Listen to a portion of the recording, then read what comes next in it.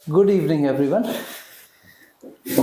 आज के जो लास्ट के टॉपिक्स हैं, जो मार्जिनल ऑक्सिलरी हैं हमारे, वो तीनों ले रहे हैं, need, ought and dare.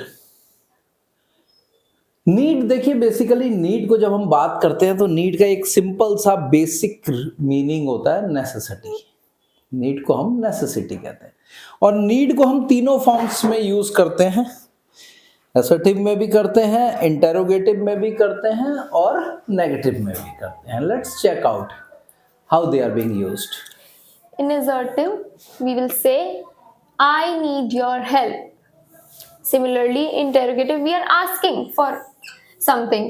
Need I go there? क्या मुझे उधर जाने की जरूरत है? Is there a necessity? In negative, we will say, you need not do this. आपको यह करने की जरूरत नहीं है. So in all the three sentences, we are talking about necessity. But first one is assertive sentence, next is interrogative, and the third one is negative. तो बिल्कुल simple use है नीड का। नीड को हम अगर देखें तो एज ए फुल वर्ब भी यूज करते हैं। जब हम फुल वर्ब यूज करेंगे तो हमें ध्यान रखना है नीड, नीडेड, नीडेड हो जाता है सेकंड और थर्ड फॉर्म। तो यहाँ जब हम नीड को एज ए सिंगुलर फॉर्म या बेसिक फॉर्म में यूज कर रहे हैं तो हम उसे मॉडल में भी यूज करते हैं। ओके, सेकंड आता है ऑट। बेसिकली ऑट को जब हम बात करते हैं तो ऑट के साथ में, या फिर हम बोल सकते हैं ऑट क्या करता है, प्रिसीड करता है हमेशा एक प्रपोजिशन को। वो प्रपोजिशन है टू। ऑट कभी अपने आप में पूरा नहीं यूज होगा अनटिल और अनलेस उसके बाद में टू यूज ना हो रहा हो। तो यहाँ ऑट जो है दो मीनिंग देता है। बड़े बेसिक से मीनिंग है, बड़े सिंपल से मीनिंग है और यूज भी इजीली अलग ही दिखाई देता है मॉडल्स में इनका। Let's check out these two meanings. First is strong possibility. When we are stating a strong possibility, we will use ought to plus have. For example, he ought to have passed this year. There was a strong possibility of him passing this year. अब basically इसमें एक चीज और ध्यान रखेंगे, generally third person के साथ इसको हम यूज करते हैं। आई और टू को हम बहुत कम यूज करते हैं। He, she, it and all singular names के साथ हम ऑट का यूज ज्यादा करते हैं। तो वही पॉइंट हमारा क्या, ऑट के साथ में टू आएगा ही आएगा, बिना टू के ऑट नहीं आएगा। He ought to have passed. अब you are not sure whether he has passed or not. There is a possibility, and not only just a possibility, there is a very strong possibility. He must have worked hard in comparison to the last year. That is why it is being said that he ought to have passed. But you are not confirmed about the result. But you are 99.99% sure जहाँ पे ये हो वहाँ पे ought to को लेंगे। Next, it is used in moral obligation. For example, we ought to respect our elders. अब देखिए फिर दोबारा से हम बात करते हैं मॉरल ऑब्लिगेशन की। We have discussed it in must, we have discussed the same thing in should, and now here ought to. It is also giving a kind of impression that we should do this thing.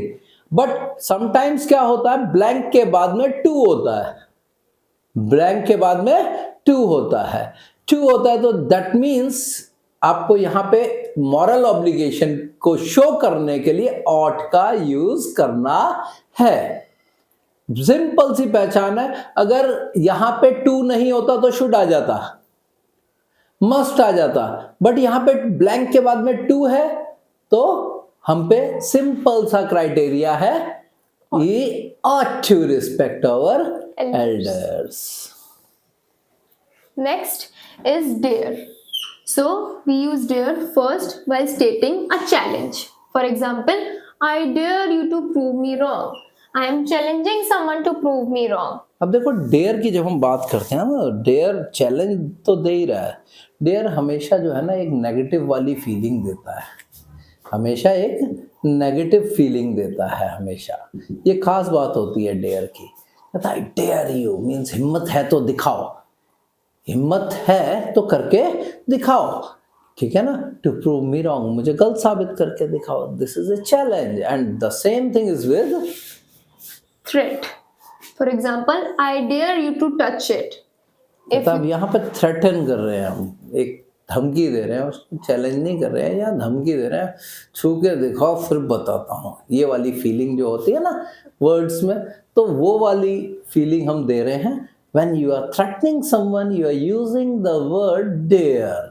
तो these two words are being used. Generally कई बार क्या करते हैं, not लगा देते हैं बच्चे इसके अंदर।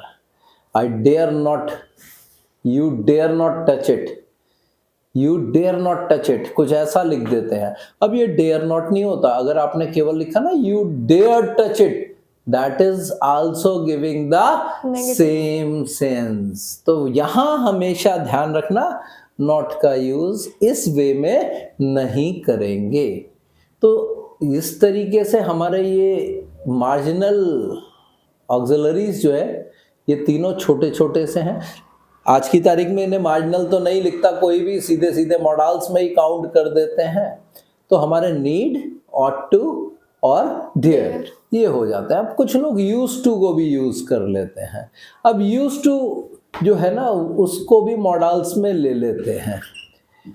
अब यूज करना यूज टू के अंदर आ जाता है सिंपल सा, उसको हम ज़्यादा डिटेल में करने का कोई ऐसा बेनिफिट नहीं है। जनरली अगर देखें तो बहुत एक्सेप्शनल चांस होता है जब यूज टू को ले लेते हैं। इसी तरह से has to, have to, had to भी ले लेते हैं, ठीक है, बट दे आर एक्सेप्शनल। कायदे से तो ये हम लेके चलते हैं हेल्पिंग वर्ब्स के अंदर लेके चलते हैं, ठीक है ना। तो यहाँ हमारे मॉडल्स के अंदर shall, will, should, would, may, might, can, could, must, need, ought, dare अगर देखें तो यही हमारे मॉडल्स हैं। आई होप ये पूरी की पूरी सीरीज आप अच्छे से करेंगे, अच्छे से समझेंगे और इसकी एक्सरसाइज की प्रैक्टिस भी आप लोग कर लेंगे। It would be very helpful for you. अब नेक्स्ट सीरीज कोई नई उठाएंगे हम।